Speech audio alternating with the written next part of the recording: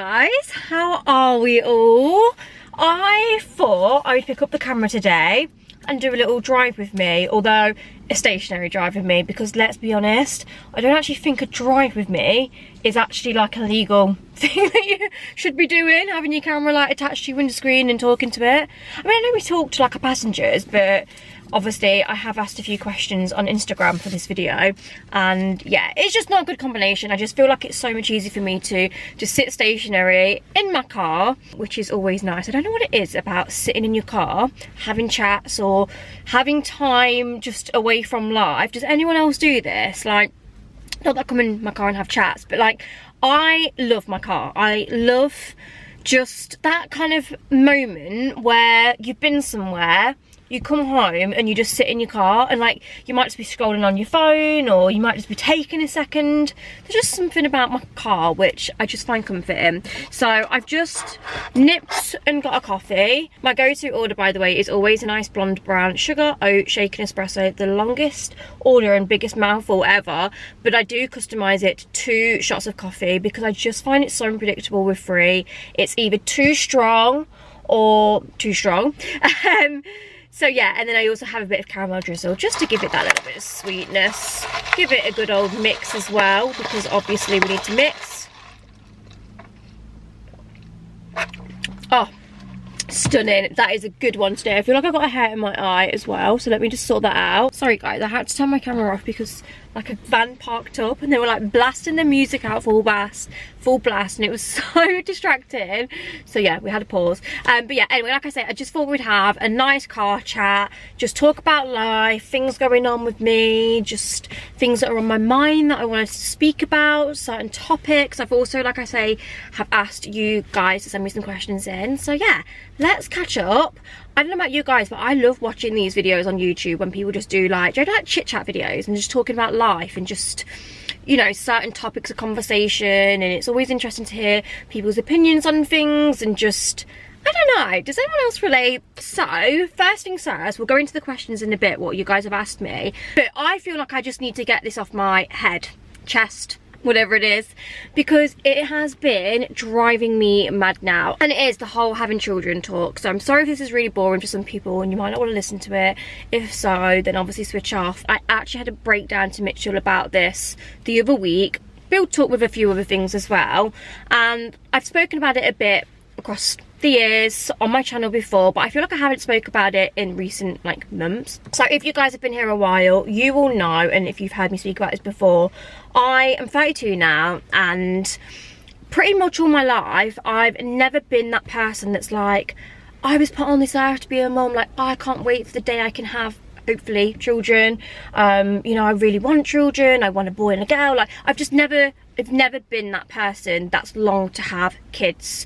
I've never felt that that's on my agenda, but equally I feel like because I don't feel like that, I almost feel like there's something massively wrong with me because I don't feel like that, and everyone around me is having babies. You know, a lot of my friends have babies, family have babies. Like I feel like almost as if like I'm the only person that's not doing it, and that there's something wrong with me because I'm not. And honestly, it's just, I feel like the older I'm getting, the more pressure that I'm feeling, and the more almost like guilty and bad that I feel because I don't feel this way that everybody else does. You know, like it's so hard because I would say that I'm not the most maternal person, but equally, like, not to blow my own trumpet, like I know I'm good with kids, and I know that if I did have kids I would be a good mum because like when I, you know, when I do anything in life, like I always do it 100%. So I know that if I had kids, you know, my whole energy would, you know, shift, and it would be all about them, and I would do my best to obviously raise them, you know, the best and stuff. But the actual coming to the actual point of like wanting them, it's just, I don't know, like it's so hard for me. There's just so many, there's pros and cons, isn't there? And it goes the same in life with everything, I guess. But I feel like for me, like I say, I just don't have this burning desire to have kids, and I'm getting really off put because the more I keep chatting and speaking, people are just pulling up next to me. Let's just take a little pause and breathe off for 1 second because 2 cars have pulled up. So I think what I'm trying to say, guys, is I've just felt this immense pressure lately. I'm 32, I'm 33 in April next year. As a woman, we have the pressure, I feel like, more than most, because we have this sense of like the clock's ticking. As we're getting older, becoming less fertile, and as me and Mitchell are like, I don't know, would I say we're on the fence, or we're just like, at the moment we're just a definite no. Like, we're at the moment, in this present moment in time, we do not want children. However, I just don't feel like it's a definite no, because it's something that I'm always thinking about. And okay, so listen, these are the things why I feel like I may regret not having children, or why I might want them. So when I think about my parents and the inevitable that one day they are going to pass away, obviously that crushes me. It breaks my heart. Like, oh my goodness, I don't think there's any grief that you're ever going to go through in life that's going to come close to losing your parents, that, you know, especially when you're extremely close to them. So when that day comes, and hopefully it isn't for many years to come, I know, especially my mum, who I'm so close to and I speak to every day, that will crush me. Absolutely crush me. However, I feel like if I was to have children, that would almost give me, I mean, I've got Mitchell, so Mitchell is obviously my reason to keep going as well, but especially so having children and being responsible for them and having to raise them, I feel like it gives you that kind of purpose to keep going. So that's like one reason, which I know people might be like, that's not really a reason, but for me it is, because then I've like, when I inevitably lose my family that are older than me, I've then got family that are younger than me, if that makes sense. So that's kind of one thing that I always kind of is always on my mind and I think about. I guess it's like the feeling of when people around me start to die because they're older. If I've got my own family, I mean, you never know what can happen. People can still die that are younger than you, but you know what I mean? Like, you like to think that you've got that there and it can help you through them difficult times that are to come in the future. So that's one reason. Second reason is I like the thought of older children. Like, I like the thought of where I'm at with my family now. So obviously I'm, you know, even like when I was in my 20s, like when your kids are actually adults and, you know, they're at an independent stage in life, obviously things hopefully comes easier, still stressful and you still worry about them, but you've got that like nice bond with them where you can go on coffee dates and you can go shopping and you can have them over for dinner and you've got that family there. I'd say they're my main reasons, really. They're my main reasons for wanting children. The reasons I don't want children, I honestly just, like, I feel like I just don't actually like children. It's probably, it's a hard one. Oh, I don't know, it's just hard, guys. Like, the baby stage, no, I don't coo over babies. Like, I'll see a little baby, might be like, oh, they're cute. Not for me. The thought of sleepless nights, the thought of, like, being responsible for this little thing 24/7 and knowing that I'm responsible for that and knowing that I'm not going to get a break, I don't physically know how I'll cope. That scares me. The thought of getting pregnant scares me. Like, I'm very body conscious and insecure anyway, so the thought of then having to get bigger, have all these symptoms, carry a child, give birth, like, none of that appeals to me. Like, absolutely not. Then, like I say, you go through all these body changes, all these hormonal changes, like just all this trauma, and then you've actually got to go home with this baby and have sleepless nights and more trauma, and like that whole phase, like what's selling that to me? Nothing. And then, oh my god, the toddler stage, 24/7, like you have to look at them and keep your eyes on them 24/7. I know I'm probably looking at all the negatives of this, because obviously where there's a negative, there's all these positives, like, oh, but when they smile at you for the first time, and I know that all them things I would love, but I don't know, guys. Basically, I'm not going to chew your ears off my pros and cons against having children. I just basically wanted to chat about this in case there is anyone out there that is feeling like me, so torn in between wanting kids, not wanting kids, and just don't know what to do. Like, you just feel like, am I going to be happy if I don't have kids? Will I regret it? Do I just have kids? Like, oh my god. But anyway, it's been going through my mind a lot lately, and I just feel like I needed to get that off my chest. I know so many of you will probably give me some advice and whatever in the comments, but really I don't think there's an answer, is it? Like, you're the only person that can make this decision. Like, you and your partner are the only person that can make this decision, and there's not really an answer, is there? Like, you either just have to be at peace with not wanting children, and that's fine, and know that you can live a happy life without children. Because I think for some reason people seem to think that if you don't have children that you're not going to live a happy life, you're going to be old and on your own and all of these things. I don't think that's true. Like, you find happiness in other things, and me and Mitchell could definitely be happy without children. But yeah, so anyway, like I say, just wanted to touch on that topic and just let you know how I'm feeling. I'm just feeling the pressures lately, and it's been really stressing me out. And like I say, I ended up having just like a massive sob with Mitchell, like literal breakdown. Like, I'm just feeling like this every day, and like every day I'm like on TikTok watching people speak about being child free, or people that have had children that weren't so maternal or now are like really happy. You know what I mean? Like, I'm trying to just get all angles of it, but I need to stop with it. So me and Mitchell have just said, let's just not put this pressure on ourselves. Let's get married first, give it a couple years, and we'll re-come to it. Like, there's no stress at the moment. I've said for me, I would ideally like to have my first by 35 if I was going to have a child. So it still gives me time, you know. I've still got 3 years. I may go and get checked out, just make sure everyone's working and I'm okay, because obviously that's always on the back of my mind as well with like my undiagnosed endometriosis. 90% sure it is that. Doctors are 90% sure as well. I'm just still waiting to get pushed through and get something done about it. And yeah, like I said before, I'm not prepared to pay private, because so many people that I know have paid private, it comes back, and for me, like, it's just frustrating, infuriating that you've got to pay for something that's not even going to cure it. So yeah, hopefully I can get pushed through the NHS soon, and finally get an operation and just some answers, and I don't even know. So yeah, anyway, that was my long rambly conversation about my overwhelmingness of life, basically. It's life, isn't it? All these decisions that you feel like you've got to make, and like you've got time limits ticking over your head and you don't know the answers, and it's just, it can really stress you out. Really stress you out. Right, let's just go to some questions that you guys have asked, just to break this up a little bit, because I had quite a few.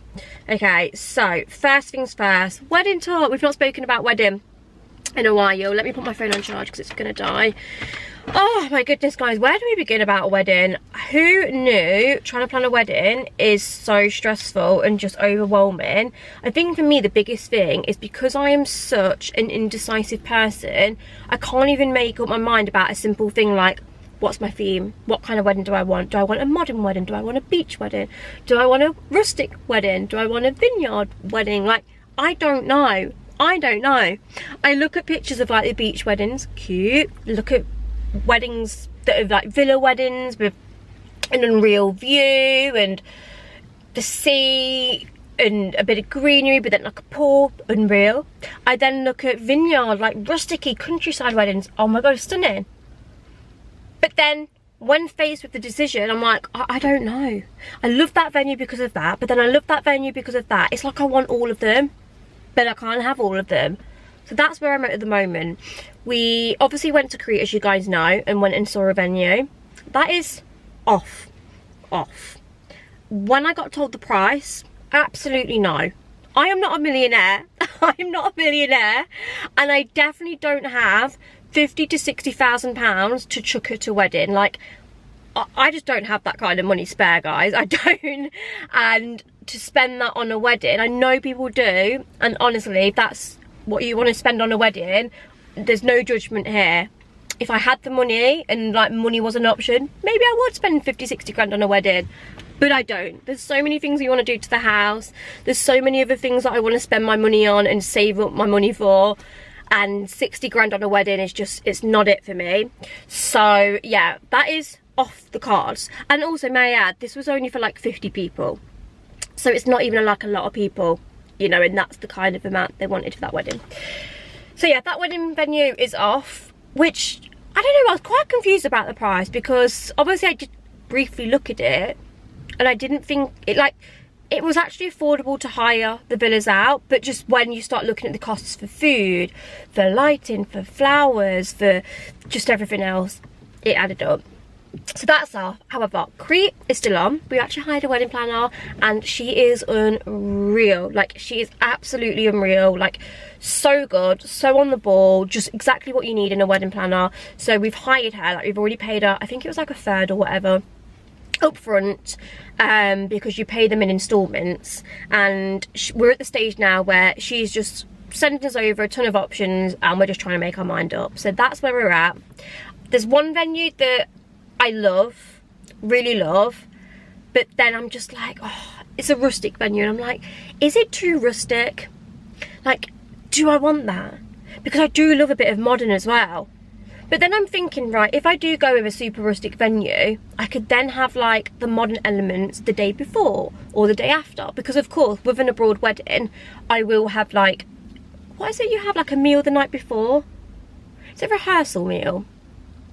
I don't know, but I definitely want some kind of like meal and gathering with all the family the night before, because then it takes the pressure off the actual day and like feeling that you've got to get around all your guests. Because that's what I didn't like about my engagement. There was so many people I hadn't saw in a while, and I just felt like I was speaking to someone, then someone would come over, then I'd start speaking to them, and then it was just a lot and I couldn't enjoy myself. So that's what I'm really looking forward to about having an abroad wedding and seeing everyone a little bit before. So I was thinking I could maybe have like my modern element of the wedding the night before and go to like, I don't know, a nice beachfront restaurant and hire part of that out. Obviously wear like a cute little white dress, get some nice photos. You know what I mean? So I can add that too. So yeah, it's so hard. I feel like once we have sorted the venue and that is booked, I will feel a lot more chilled. Like I'll be like at peace with my decision, and just, you know what I mean? Like once you book your venue, that's it. There's no going back, and I can then just get excited about everything else with it. So yeah, that's all I've really got to say on Wedding Talk. There's no other major updates other than that. Just that. Booked our wedding planner, still want to do it in Crete. Loved Crete, by the way. Obviously it was the first time we even went Crete this year, but I just know from going to Zante, was it last year, the Greek islands are a bit of me. They're just stunning, they're so beautiful, and I really, really recommend Crete as well. We didn't even scratch the surface with it. I feel like Crete's so much obviously bigger than Zante as well, so yeah. Love it. So that's that. Oh, I've got a question. When are you doing your annual cozy dinner pumpkin night? I find it so cute when people like remember that I do these videos, because sometimes I'm tempted to sack them off because I'm like, is anyone even bothered about me and Mitchell doing our little pumpkin carving and having our like pumpkin snacks? So I always obviously go M&S every year and get all they do like a pumpkin, not a pumpkin, like a Halloween nibble meal deal thing. But yeah, if you want to see that, let me know, because I'm going to have to get that in this week actually. Maybe we could do it on the 27th, because Halloween is on the 31st, which is a Thursday, so maybe we could do it Sunday. So yeah, if you want to see that, let me know and I will get that filmed on Sunday. Other questions: have you decided where the wedding will be? Yes, just explain that. Oh, lots of Christmas conversation. When do you decorate for Christmas and put your tree up? And then second part is Christmas plans. Okay, Christmas, guys, how are we at that stage where we're talking about Christmas? I feel like I've blinked and September and October have just gone by, and I feel like I've not even had many cozy like autumn days. Me and Georgia have actually got a sleepover this Friday, which I'm so excited about, so I need to plan something cute for us. I've also got a Halloween party on Saturday. Feel like I've not attended a Halloween party or dressed up for Halloween in the longest time, so I'm really looking forward to that. And hopefully on Thursday afternoon this week, me and Mum are going to go pumpkin picking. And sorry, I don't know why I'm like really slowing my sentences out. I'm trying to think, but things are going on around me. Yeah, we're going to go to that cute bakery that I went to last year. I can't remember what it's called. Is it in like Sutton Coldfield? Am I making that up? There's this bakery, it's Birmingham Way. They always decorate for Halloween and it's just the cutest thing, and the food's actually really good. Like all the baked goods are so nice, it's just so wholesome. So I said to Mum, like, we could just go out that way, go to the bakery, get a nice hot choc, baked good, go to a pumpkin patch nearby, just be like a nice wholesome afternoon. So I've not filled you in about Cato's Farm. We went there this year, which is in Leicestershire for anyone that's not around this area. Oh my goodness, horrendous. Apparently the farmers have had a really bad season this year anyway in terms of pumpkins and them not growing properly, because there's a few local pumpkin patches that have actually not even opened up this year because they've not had a good grow. So that's really sad. But honestly, the Cato's farm, I don't even know where to begin with it. All I'm going to say, to be short and sweet, overly commercialised now, just overly commercialised. It's just too much. I think sometimes places just get a bit greedy, and it's nice that they add all these little attractions and things for families, but when they're charging an absolute earth for it, it just becomes ridiculous and expensive for parents. And also I just feel like these people aren't even thinking about the actual things that they're putting on, they're just thinking about the money lining their pockets. Pumpkins this year, guys, for like a large pumpkin like this big, do you know the ones that me and Mitchell were carving? Bearing in mind last year when we went Cato's, it was any pumpkin, any size, £1, which obviously was extremely cheap. Mitchell was like, surely it wasn't. I'm like, I'm pretty sure it wasn't. Even Mum was like, I'm sure it was. Maybe the massive ones might have been £2, but they were so affordable last year. This year they wanted £12 for like a pumpkin that size. You can go Asda and get them for like £3, £4 maximum. I don't even think they're £4, they might be like £3.50. So yeah, it was a no for me. We went to the field, they'd obviously all just been placed there as well, so I didn't like the fact I wasn't actually picking my own pumpkins either. Like, it just felt very meh. Everything just felt like all cramped together as well. We just didn't enjoy it. We only like stayed for about an hour, went to the cafe and had a nice breakfast, because the cafe is always nice at breakfast, even though it's a little bit spenny. And then we left. So disappointed, so I won't be returning. And funnily enough, I mentioned this on Instagram and so many of you said the same thing, and how just overpriced it is for families and just overly commercialised. It just doesn't give that like nice wholesome feeling. It just feels, I don't know, but I'm sure you do know what I mean. That is my say on pumpkin picking. But yeah, what was I saying? I was speaking about Christmas plans, wasn't I? I've not even answered it. Christmas plans this year, I'm hosting dinner, which I'm so excited about. My grandma, granddad, mum, dad, brother. I'm not sure if his girlfriend's coming or not. I'll have to find out. Everyone's invited though. Oh, and I think Amelia's coming as well, my cousin that lives in London. I've invited her anyway. Not too sure if she knows what she's doing yet. I think she's decided to stay now, because she was originally thinking about maybe going back to New Zealand to see her parents, but I think it just costs so much money around this time of the year because it's their summer. So yeah, really looking forward to hosting my first ever Christmas dinner in actually like a really nice space, and like mine and Mitchell's home. Oh, I can't wait to like start deciding colours for the table. So I feel like, right, give me your advice, guys. I know what colour schemes I'm doing for my tree. I think I'm going to bring out the kind of, what is it called? Rustic, minimal, Scandi tree. Because I only bought all that stuff last year and I'm having 2 trees. So we're going to do Scandi again, for sure. And then, obviously I'm bringing some colour. I want to do some traditional, some kind of like deep burgundy, plummy, kind of red. Yeah, that kind of vibe for my second tree. But this is where I need your help. Which tree do I put where? So, fingers crossed, the living room will be done for Christmas, because our log burner is on its way. It's not a real one, by the way. We're just having one of them faux log burners, but it's still going to look unreal. And it's a lot of work and a lot of expense to have a real log burner put in. So yeah, we've gone for an electric log burner instead. So Mitchell's going to be like building the fireplace, building out the wall in the living room. There's so much going on in the living room. It's basically all being revamped. So that's hopefully going to be done for Christmas, and by the time I put my tree up.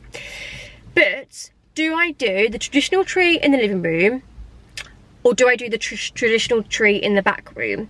Because whichever tree I have in the back room will be what the tablescape is. So if I go over like the traditional, I guess it's not really traditional, like a deep burgundy, like kind of this colour. So if I go for this colour on my tree in the back room, this is the colour I'm going to put on my table, like pops of this. But if I go for like the Scandi look, then my table will be more Scandi. Oh my god, it's such a hard decision, isn't it? So yeah, let me know your thoughts, because I'm really struggling with that. And then also, in regards to when am I putting my tree up, so it's different for me, guys, so please don't judge. Mine is always up for the 1st of November. And the reason being is because as a content creator, you got to get the inspo out early. People do not want to look and watch a tree video on the 23rd of December, you know? People want ideas in advance. So, of course, when you're in this job, you've got to be a step ahead. And that is why we're always rushing through bloody seasons, because it's just the line of the job. It's just the nature of the job. You've got to be ahead and giving out the inspo. I'm actually going to be filming it. I'll be filming it next week, basically. But I'm doing 2 trees, and I really want to make sure that the tree I do in the living room is done when the living room's done up. So that might be a little bit later. That might be like the first week in November. But one tree will be up for not this weekend, the weekend after, on my YouTube channel. How exciting. So yeah, that is all with the Christmas stuff. Next question is, will you ever move home? I mean, I've only lived in this home for 6 months, so absolutely not anytime soon. The stress of moving, we still haven't unpacked. Like 6 months down the line, we still have boxes of stuff in the garage. It is crazy. Like, that is definitely on our to-do list to sort out, because it's driving me mad. But yeah, I think definitely it's not our forever home, put it that way. Mitchell will say yes, but I just feel like, as much as I love where we are now, and oh my goodness, like, love our house so much, and I'm so grateful and so happy, and so proud of us for achieving that. I do think personally for me, I would love, and I know Mitchell would as well, we would love to buy somewhere and renovate and actually make it our own rather than have a new build. Not obviously, there's nothing wrong with new builds, we've bought a new build, but you know, I think the end goal for me would be to live somewhere a little bit more in the countryside, and to buy a house that we could, you know, add a big extension on maybe, or, you know, just like make it your own and it not be like a house that everyone else has, if that kind of makes sense.